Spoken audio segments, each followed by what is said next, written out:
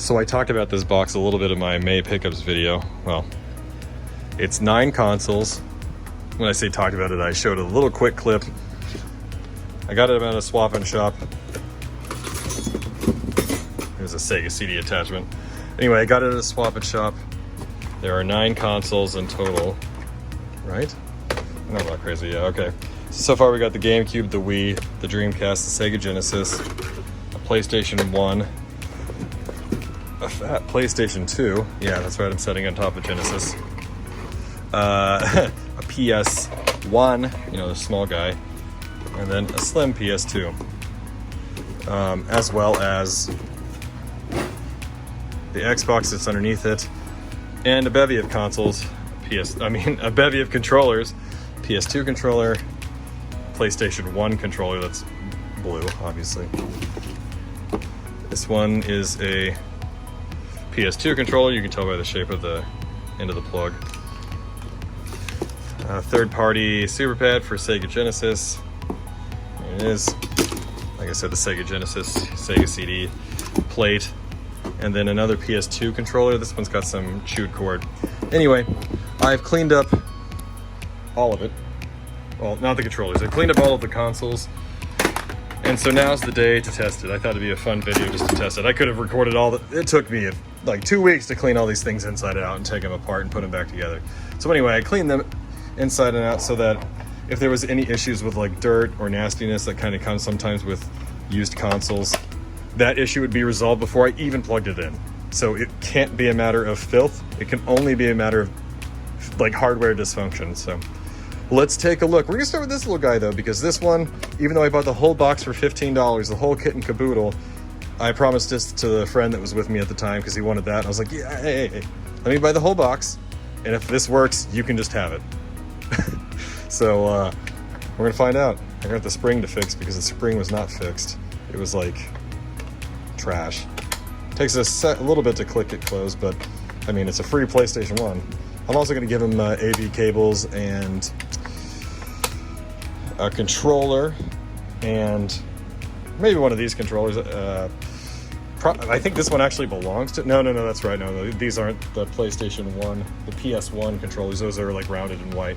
Anyway, I'll be giving them a controller and memory card. So let's hope that this little Betty works. Here's the moment of truth of PlayStation 1. Now, it doesn't have its own power supply. None of those things had power supplies, really. There was some controllers, obviously, but the power supply is mine. He'll have to buy his own, but like I said, he's going to get a PS1 memory card should this work. And a controller and AV cables. So I'm gonna try and test this busted ass PS2 controller first as well. Oh, that's a good start. I put a demo disc in there. Now you're seeing flickering and stuff. There we go. I'm not. That part's just fine.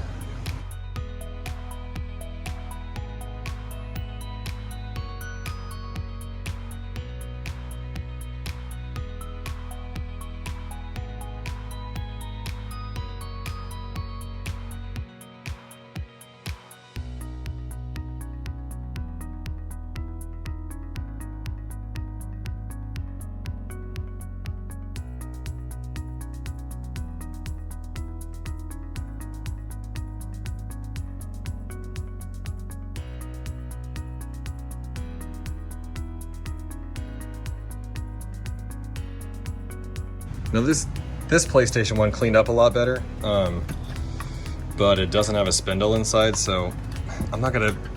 Oh, yes it does. What did I think? Oh, it's missing a little ball bearing. That's what the issue is, one of the 3 things. So the disc should still work. Let's find out. Just enough to test. Here we go. Oh, I guess I should plug it in, eh?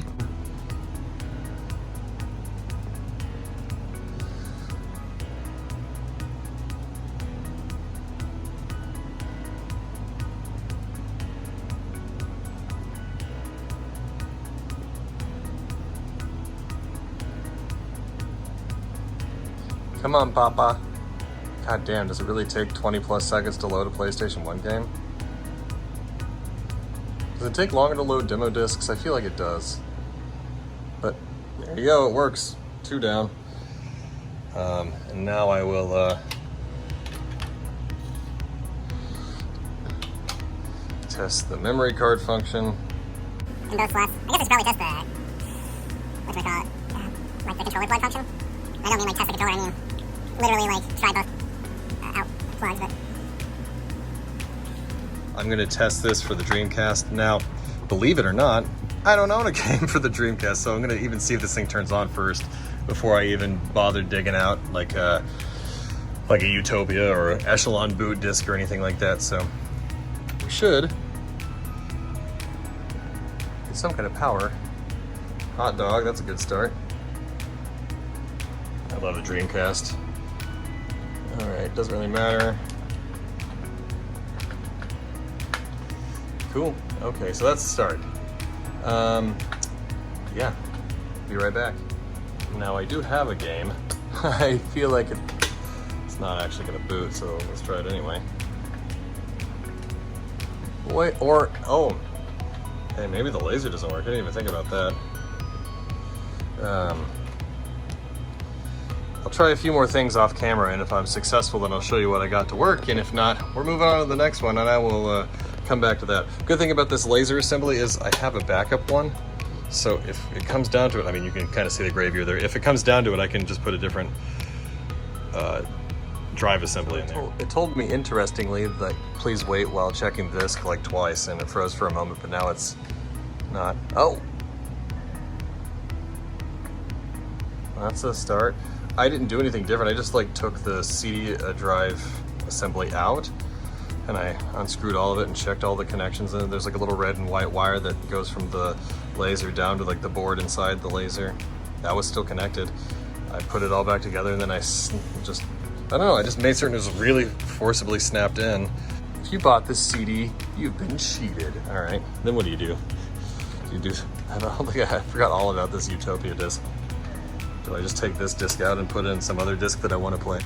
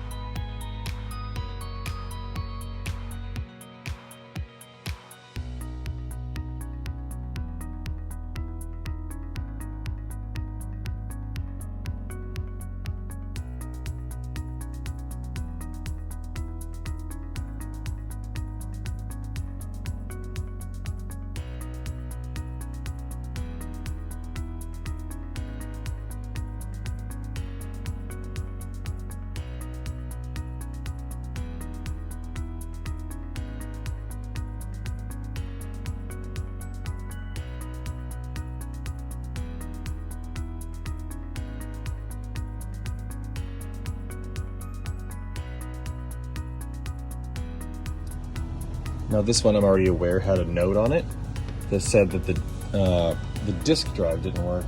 So it's not powered on yet, just waiting for the TV to come on. So I don't have a sensor bar synced up to it nor a Wii remote. I'm just starting it to see what happens because I know after a while on the warning screen it goes away.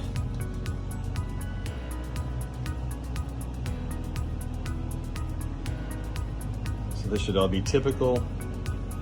I just want to make sure for myself that it gets to the main screen first, and then I'll slide a Wii game in and see if it shows up on the channel, and then I'll slide a GameCube game in, see if it shows up on the channel, because it does indeed have, I mean, you can't really see it too well. It does indeed have the GameCube ports, so it's an old enough model. I think the WU 67? I mean, 36, good grief. I'm just gonna wait.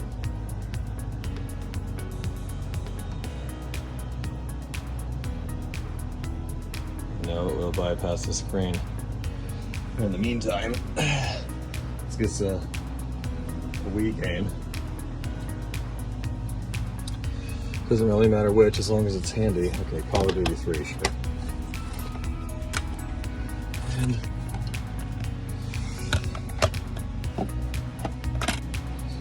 all right, hey, look, it's on. Oh, look, Amazon. Test numero uno, Call of Duty 3 going in. See if we get any disc spin up action. I don't particularly, oh, I actually feel it, the disc moving and trying. Oh, error has occurred. Press eject button to remove the disc, then turn the Wii console off and refer to the instruction manuals. Eject. Well, that's good. I mean, at least it kicks the disc back out. When I was taking it apart, I looked inside the drive to make sure there was nothing in there. So let me power it off.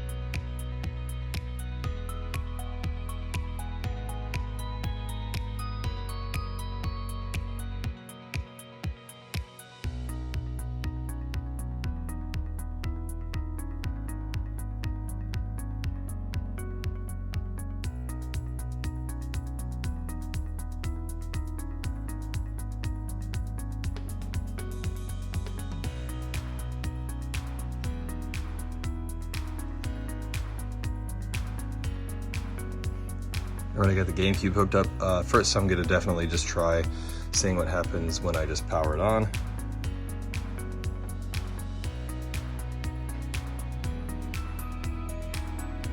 So interesting.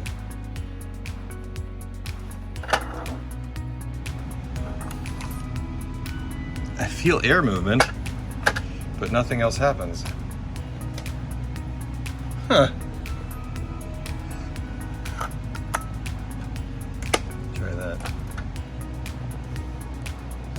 Interesting. I know it said the CMOS battery was dead, and I replaced that, but I also know that the little board at the bottom, which I thought was a fan board, because the fan connects to it, is missing.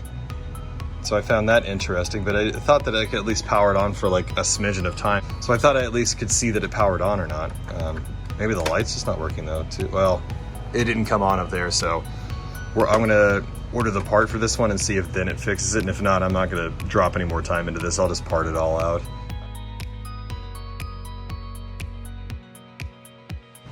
Oh, come on. It's entirely possible I have the wrong video cord in too, but I just cleaned Primal Rage.